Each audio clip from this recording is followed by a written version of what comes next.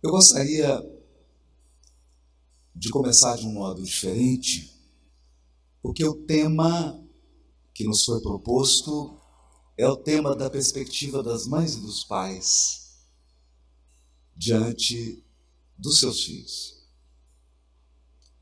Mas, sobretudo, um tema que toca em uma das responsabilidades mais sagradas do Espírito que encarna, que é o dever e a possibilidade de apresentar Jesus a esses seres queridos que a providência divina confiou. Confiou a nossa responsabilidade, a nossa experiência e, sobretudo, ao nosso amor para a recomposição dos seus destinos. Eu começo, então, com um poema de Adélia Prado, uma poetisa mineira. Escreveu um poema curto intitulado Ensinamento. E é um poema que fala da mãe dela. Ela diz assim: minha mãe achava estudo a coisa mais fina do mundo. Não é. A coisa mais fina do mundo é o sentimento. Aquele dia de noite, o pai fazendo serão, ela falou comigo: coitado, até essa hora no serviço pesado. Arrumou pão e café, deixou o tacho no fogo com água quente. Não me falou em amor, essa palavra de luxo. Esse poema, embora curto, retrata a essência da paternidade, a essência da maternidade e a essência do amor. Aproveitando o fio condutor do Elarrat, o amor não é uma palestra, o amor não é um discurso filosófico, o amor não é uma teoria, o amor não é um ensaio. O amor é uma conduta. O amor é um modo de ser e de fazer. Isso nos lembra uma mensagem do Espírito Emmanuel, psicografada por Francisco Cândido Xavier. Está registrada no livro Religião dos Espíritos. O título da mensagem é: Se tiveres amor. Se tiveres amor, caminharás no mundo como alguém que transformou o próprio coração em chama divina a dissipar as trevas. Encontrarás nos caluniadores almas invigilantes que a peçonha do mal entenebreceu, e relevarás toda ofensa com que te martirizem as horas. Surpreenderás nos maus dizentes criaturas desprevenidas que o veneno da crueldade enlouqueceu. E desculparás toda injúria com que te deprimam as esperanças. Observarás do onzenário a vítima da ambição desregrada, acariciando a ignomínia da usura em que atormenta a si próprio. E no viciado, o irmão que caiu voluntariamente na poça de fel em que arruína a si mesmo. Reconhecerás a ignorância em toda manifestação contrária à justiça, e descobrirás a miséria por fruto dessa mesma ignorância. em toda parte onde o sofrimento plasma o cárcere da delinquência, o deserto do desespero, o inferno da revolta ou o pântano da preguiça. Se tiveres amor, saberás assim cultivar o bem a cada instante, para vencer o mal a cada hora. E perceberás então como o Cristo fustigado na cruz. Então, perceberás então, da mesma maneira que o Cristo fustigado na cruz percebeu, que os teus mais acirrados perseguidores são apenas crianças de curto entendimento e de sensibilidade enfermiça, que é preciso compreender e ajudar, perdoar e servir sempre, para que a glória do amor puro, ainda mesmo nos suplícios da morte, nos erga o espírito imperecível à bênção da vida eterna.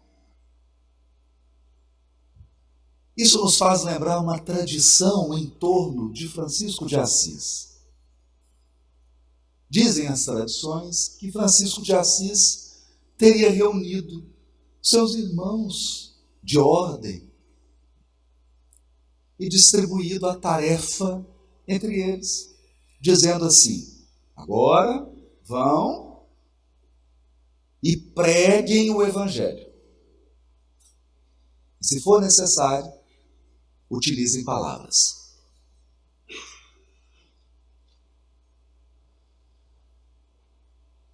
Quando nos voltamos para o lar e quando estamos refletindo sobre o cotidiano da convivência das almas, como é a convivência de pai e filhos, mãe e filhos, nós não estamos falando do poder dos discursos. A palavra é poderosa. A palavra cura, a palavra instrui, a palavra educa, a palavra ergue o ideal. A palavra tem seu valor. Mas a palavra tem seus limites. A palavra tem limites que o amor desconhece. O amor vence barreiras que a palavra deixou para trás. O amor contorna obstáculos que a palavra não tem o poder de contornar. Portanto, o alicerce dessa apresentação do Cristo aos nossos filhos é o nosso amor. A nossa vivência é ser capaz de expressar no cotidiano das nossas vidas, nem que sejam migalhas dos exemplos do Cristo. Por uma razão muito direta. Não teria sido esse o comportamento do próprio Cristo para conosco?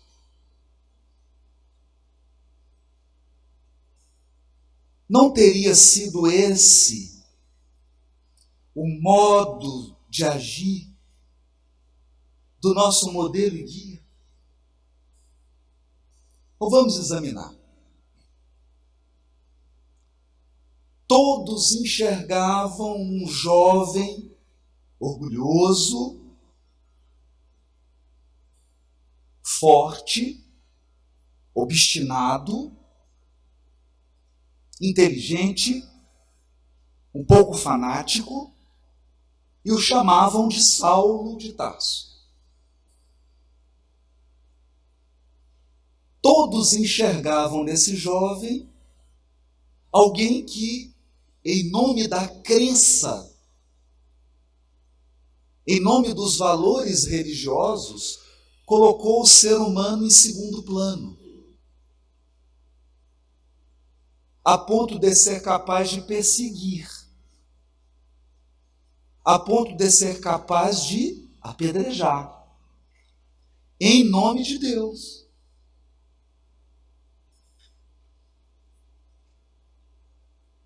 Eleger a pedra como instrumento de evangelização. Escolher o apedrejamento como didática divina. No entanto, o Cristo que ama não vê um perseguidor, enxerga um vaso escolhido.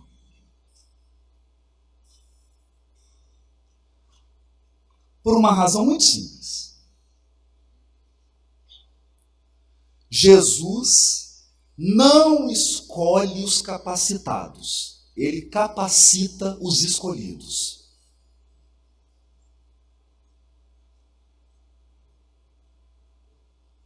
O Cristo, diante de uma alma simples, boa, mas rude, intolerante, impaciente, como Simão Pedro, não vê um pescador capaz de tirar uma espada no momento da crise da prisão do Cristo. E enxerga em Simão o líder do colégio apostólico. Escolhe Simão para depois prepará-lo.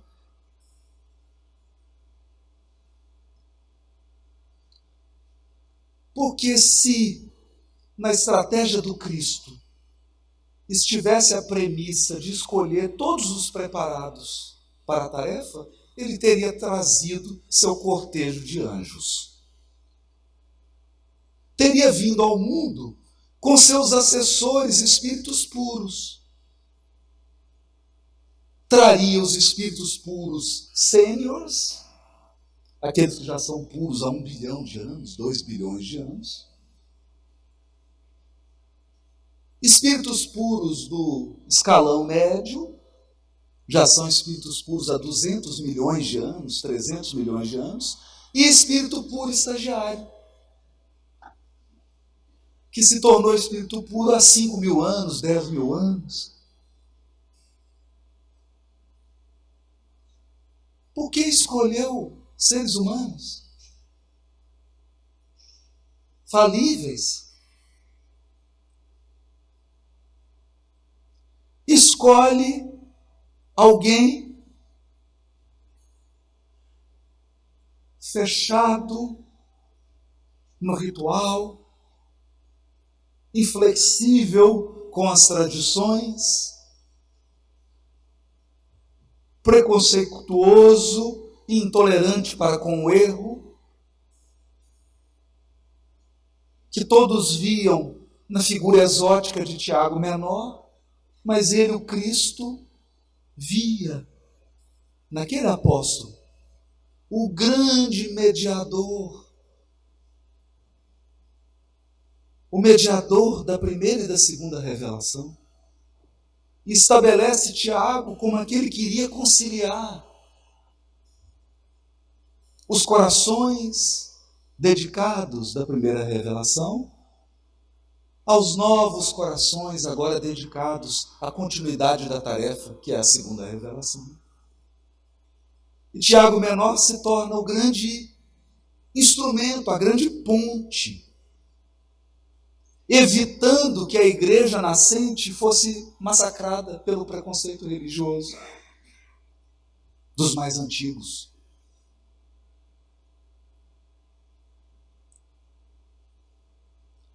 quanto até mesmo os apóstolos. Até mesmo os apóstolos que ouviram diretamente, nós ouvimos indiretamente. Isso é preciso ser destacado. O mérito dessa plateia aqui é pequeno, porque estão ouvindo de Jesus da minha boca. O mérito dos apóstolos era gigantesco, que ouviram Jesus diretamente. Voz direta. Ouviram o Cristo falando de perdão. Ouviram o Cristo falando de aprendei comigo que sou manso e humilde de coração. Ouviram do Cristo falando o amor cobre a multidão dos pecados. Ouviram da boca do Cristo. E, no entanto, o que fizeram com Maria de Magdala?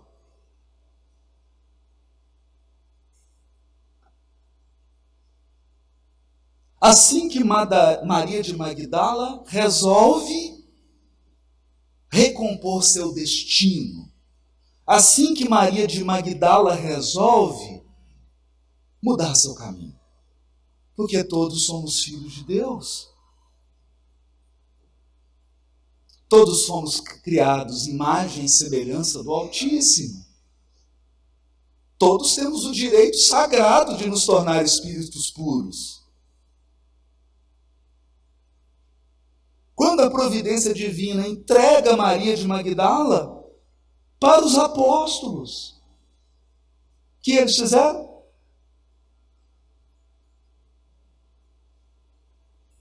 Sutilmente, com muita caridade, expulsaram ela para o Vale dos Leprosos. Com muita caridade.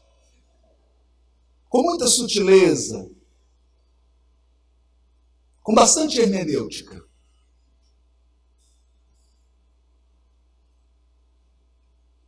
Mas o Cristo enxerga naquela irmã que havia se perdido nos labirintos do sentimento, nos labirintos do amor, do afeto, nos labirintos da autoestima ou da estima. Enxerga nela a detentora do direito de revelar ao mundo que o Cristo vive. Que o túmulo não é capaz de apagar a luz da vida. De que o Cristo não é uma imagem nem um símbolo, o Cristo é um Cristo vivo. Vivo e operante. Vivo e ativo. Vivo e guia. Vivo e mestre. Ela foi escolhida. E até mesmo Judas Iscariotes, que se equivocou,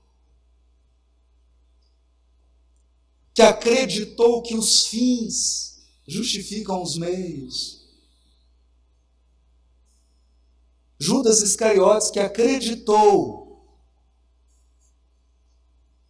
que se você tiver apenas as boas intenções e estiver fazendo o que é certo, não importa como você faz, importa. Importa. Quem segue o Cristo tem que se preocupar muito com como faz as coisas.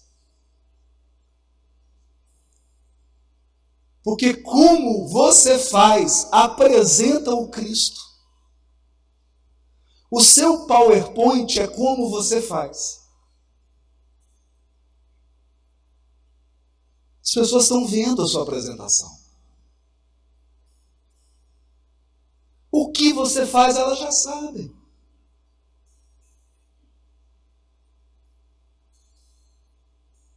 O que você faz, elas já sabem.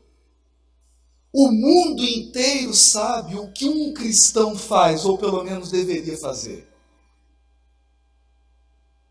A pergunta é: como você faz? Eu me recordo de um congresso aqui mesmo. No intervalo, conversava com o Divaldo, e ele me disse assim: meu filho, tem muita gente indo para o inferno pelo caminho do céu. Porque a pessoa está no caminho certo, mas está fazendo tudo errado. Né? Ou melhor, está no caminho certo, mas está fazendo da forma errada. Isso me remete a uma reunião mediúnica que me impactou há muitos e muitos anos atrás.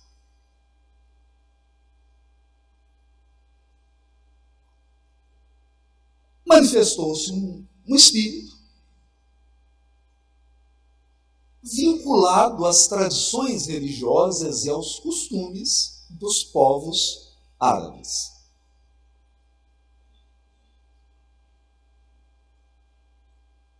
Naquele momento, eu não era o dialogador.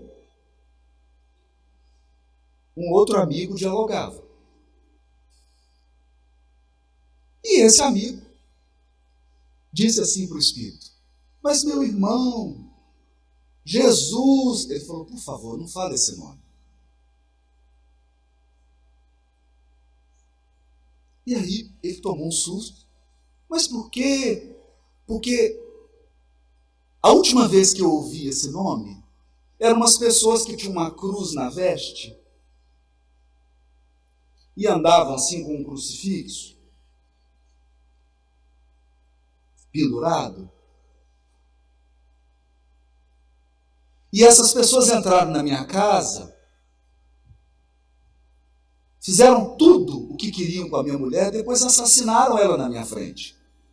Em nome desse Jesus.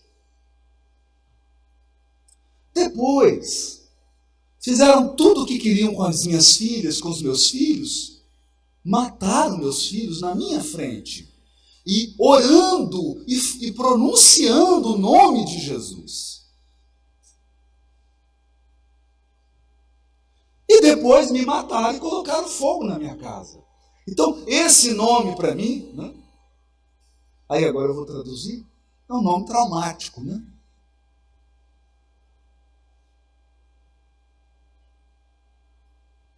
É esse o Jesus que nós vamos apresentar para os nossos filhos? Essa é a maneira de apresentar Jesus? Então eu comecei com o poema da Adélia Prado, porque ela disse o seguinte: a mãe, percebendo que o pai fazia serão, estava trabalhando ali até tarde, não falou nada, a não ser, coitado, trabalhando duro até essa hora. E foi lá fazer o café, preparar o pão, colocar água quente no tacho, para tomar banho, né, porque não tinha chuveiro. E olha como que ela termina o poema de uma forma lírica e irônica. Não me falou em amor.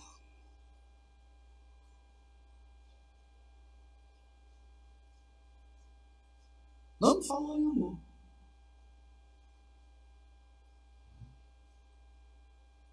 Essa palavra de luxo.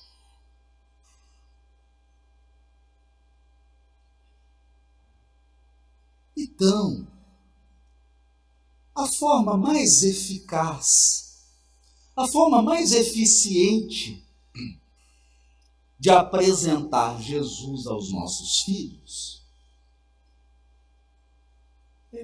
evita usar a palavra de luxo, Jesus.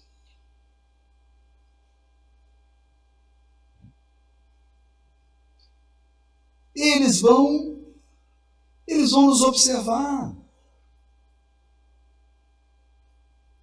Eu acho que a coisa mais difícil para um pai e para uma mãe é entender que a única coisa que é criança no filho ou na filha é o corpo. O espírito não. A gente olha assim e fala, nossa, tão jovem, sabe de nada, inocente. Às vezes é um espírito mais velho que você. Né? E eu gosto de contar uma história que eu levava meu filho todo dia, saía de um bairro difícil, não vou citar aqui para não ofender ninguém.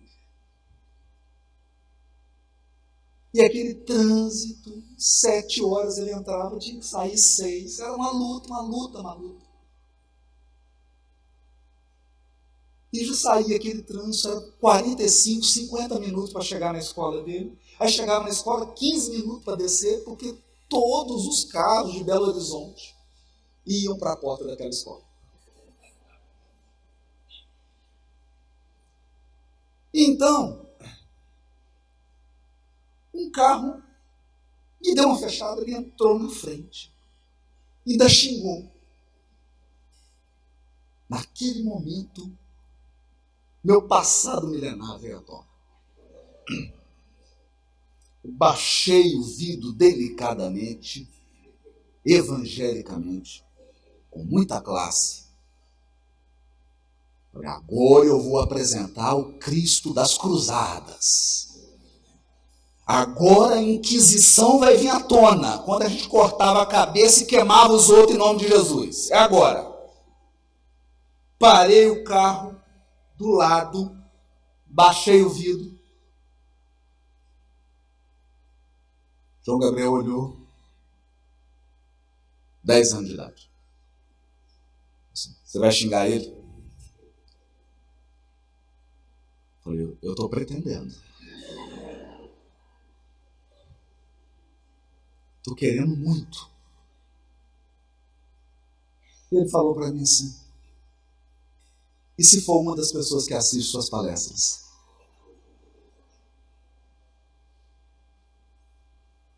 Me deu um gelo. Aí eu subi o vidro, para não correr o risco. Olhei para ele e falou, meu filho, se for alguém que assiste minhas palestras, eu estou desmoralizado. E não xinguei. Mas de onde ele tirou isso?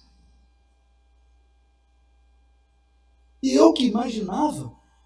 Gente, vocês acham que eu chego em casa falando assim, filho, papai faz palestra. Olha, eu vou te mostrar o roteiro do papai. Olha, tal. Não, nunca fiz isso. Eu nunca fiz isso. Mas ele estava observando. Ele estava observando o papai palestrante. O papai que fala de Jesus.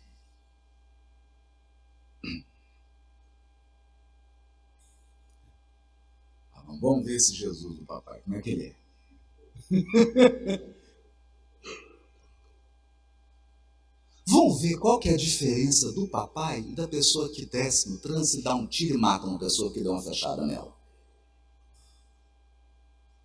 Qual que é a diferença?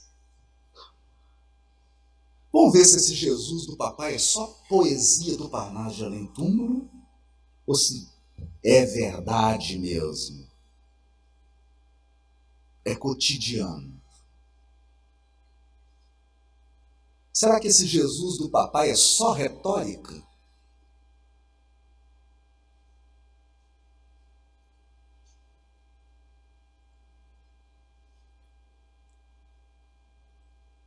Né? É só retórica? Aliás, não sei até que ponto isso é historicamente verdadeiro ou não, mas dizem que a Inquisição tinha um lema: misericórdia e paz. Imagina se fosse o contrário, né? Misericórdia e paz, matava e queimava todo mundo. Imagina se fosse outro lema.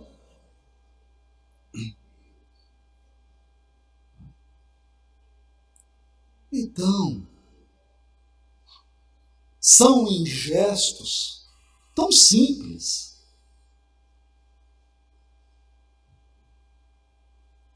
São em gestos tão simples.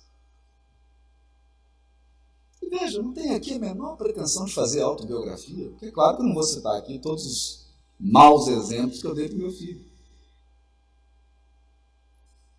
Mas só para concretizar o pensamento, eu me lembro de um dia que ele encrespou com um colega de sala, lá saindo do tapa. Não deu nada, foi uma coisa leve. Mas ele chegou transtornado. 14 para 15 anos. Aquele período da vida que você está mais calmo, né? Os hormônios estão bem tranquilos, então você... É um período excelente, inclusive, para começar a meditação, oração, né? Então ele chegou falando assim, eu vou matar ele, pai. Eu vou matar. Ele achou que eu ia ter alguma razão. Meu Deus, vai matar! Cadê a evangelização? Fiquei claro. Fiquei assim uns 10 segundos em silêncio. Ele achou estranho. Porque ele achou que havia assim, tipo, os princípios básicos da doutrina espírita, Deus, Espírito, matéria, pluralidade dos mundos, né? Achou que eu ia fazer um ESD. Fiquei calado.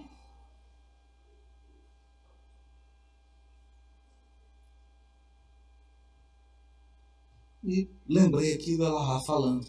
Falei para ele. Tá querendo matar ele, filho? Tá disposto a viver com ele como seu irmão na próxima?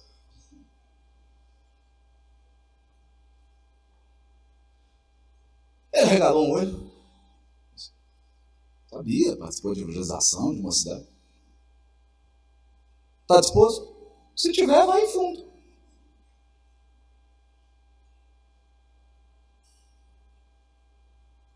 Aí ficou em silêncio. Você vai ter que mediar esse conflito.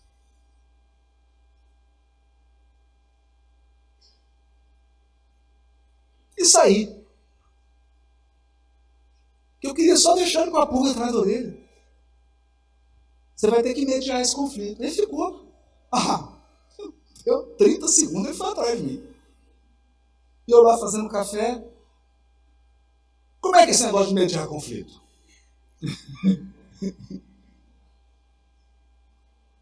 Falei para ele, filho, Sermão da Montanha fala que tem duas pessoas. Tem o pacífico, que é o estagiário.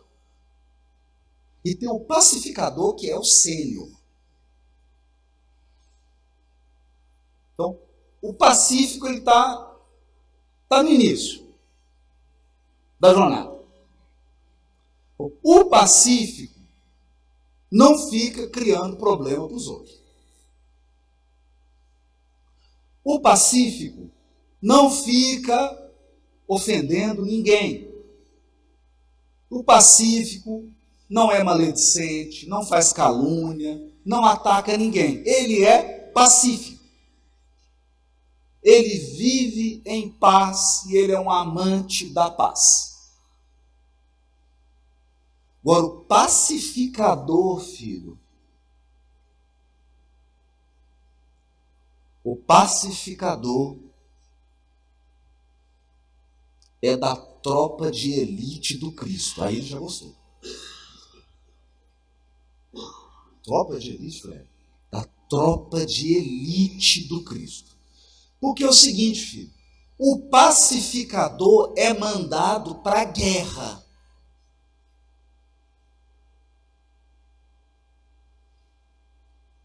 Então, é igual bombeiro militar. O bombeiro militar está lá com a fara toda bonita, está preparada, está tudo pronto. Vocês já viram alguém ligando para o bombeiro falando assim, escuta, vai ter um camarão com peixe na brasa, vocês podiam vir aqui. Não.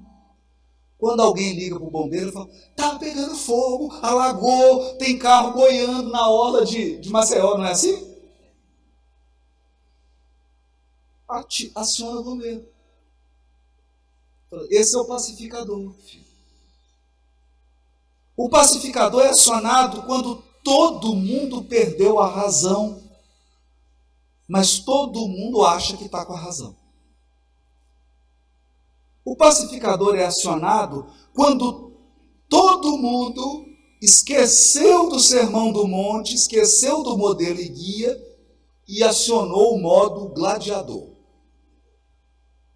Ou, se preferirem, o modo espada na orelha.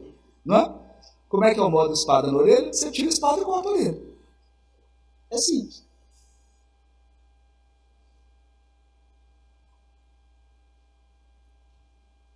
Então, quando o caos está instalado, o pacificador é enviado.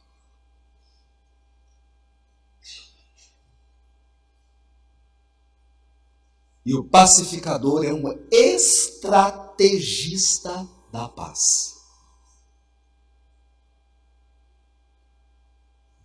Ele é um estrategista da conciliação.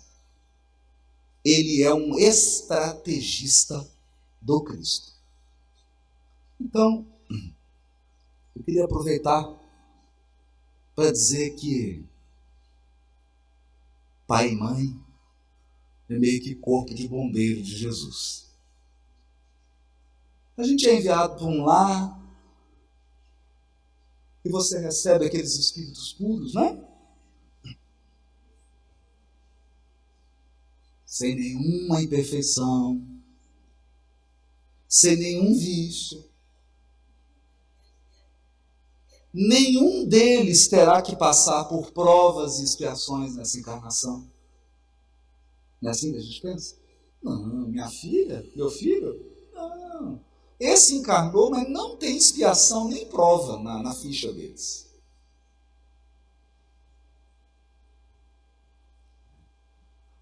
Então Cristo nos envia como esses pacificadores. E o modo de apresentá-los ao Cristo é, pelo menos, reunindo as migalhas da nossa exemplificação. Reúna pelo menos seus 5 pãezinhos e seus peixes de exemplo, de testemunho. O Cristo não está pedindo para você trazer uma cesta cheia de pão, não, fica tranquilo. Traga apenas 5 pãezinhos e alguns peixes e acredite, Ele vai multiplicar. Tuas migalhas de testemunho, tuas migalhas de exemplo. A sua vivência, a sua conduta vai tocar o coração deles. Porque a coisa mais fina do mundo é o sentimento.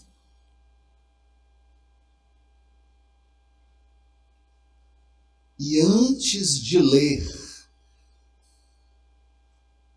os livros da codificação, antes de ler o Evangelho, antes de ler qualquer texto, as pessoas leem a nossa conduta. Por isso Kardec, no capítulo Sede Perfeitos, diz assim, para encerrar. Depois de fazer talvez a mais extraordinária descrição do ser humano transformado pela doutrina espírita, que é o homem de bem, o ser humano de bem. No próximo item, ele começa assim: o Espiritismo, bem compreendido, vírgula, mas sobretudo bem sentido, conduz aos resultados acima expostos. Então, se a gente sentir, se a gente conseguir levar 5 pãezinhos e alguns peixes, a multiplicação dos pães acontece. Que nós fomos chamados a cooperar com Deus, não a substituir. Muito obrigado. Uma excelente manhã para todos.